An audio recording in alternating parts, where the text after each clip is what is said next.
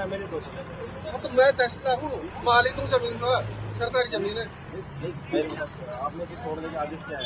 मैं आदेश मेरे को दिया, मैं खुद मालिक हूँ मेरी जमीन का, आदेश क्यों दिया?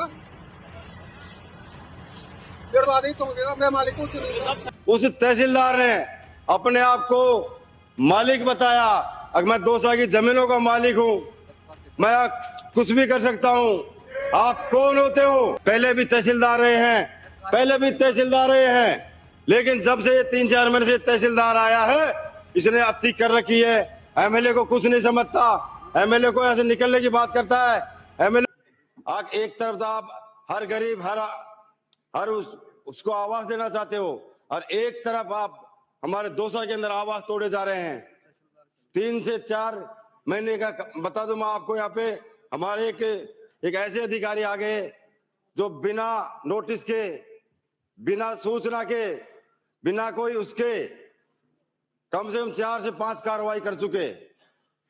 उदयली गांव में उन्होंने बिना सूचना के, बिना उसके करीबन 4 से 5 मकान तोड़े गए, जिस चीज को लेकर मैं संबंधित डीएम से मिला, लेकिन डीएम ने भी ज्यादा इसमें कोई ध्यान नहीं दिया।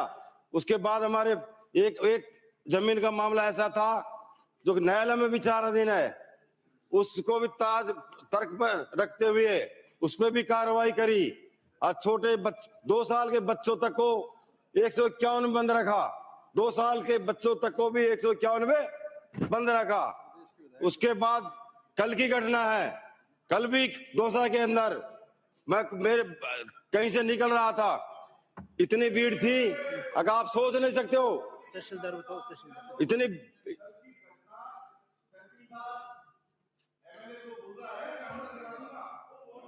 बोलो तहसीलदार बता। जो मैं ये इनको प्रक्रिया कानून समझाओ कि एक माननीय सदस्य अपनी बात कह रहे तो बीच में नहीं बोले, इनको समझाओ थोड़े।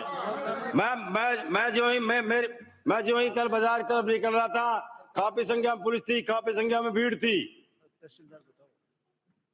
2 जेसीबी लगी हुई थी। मैं भीड़ को देख के रुका, मैं वहां जाके पूछा, भाई ये क्या तोड़ रहे हैं? बोले साहब मक्के मकान तोड़ रहे हैं। मैं फिर अंदर गया, वो बच्चे चिल्ला रहे हैं, औरतें चिल्ला रही है।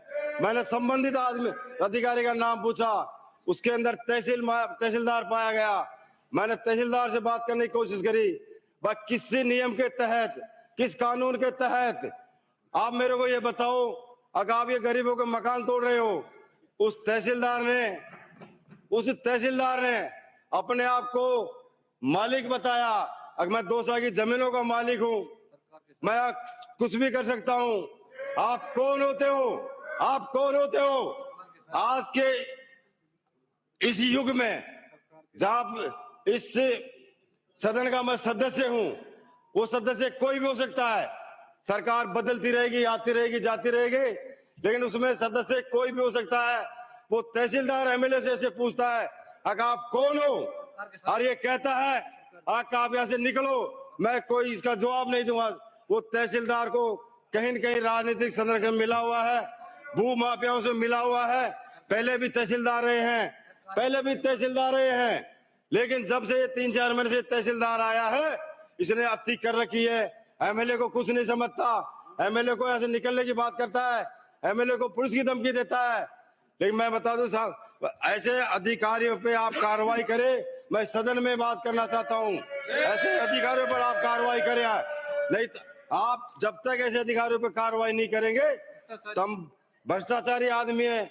इसके पहले भी जहां भी रहा, इसके मैंने काफी पता किया है, उसमें काफी चीजें निकलते आई है। साथियों, मैं इसके बारे में और आपसे बात बताना चाहता हूं, इसको बर्खास्त करें। माननीय सभापति जी, मेरा व्यवस्था का प्रश्न है, अगर किसी जनप्रतिनिधि के साथ इस प्रकार का व्यवहार अगर किसी अधिकारी के द्वारा किया गया है तो ये बहुत ही निंदनीय है। इस पे कठोर कार्रवाई होनी चाहिए। मैं सरकार के मंत्री यहाँ पे, संसदीय मंत्री जी यहाँ पे मौजूद है, मैं निवेदन करूंगा सरकार से कि इसकी जांच कराए और जो दोषी अधिकारी है उसको सस्पेंड करने का काम करे। ये बात मैं कहना चाहूंगा।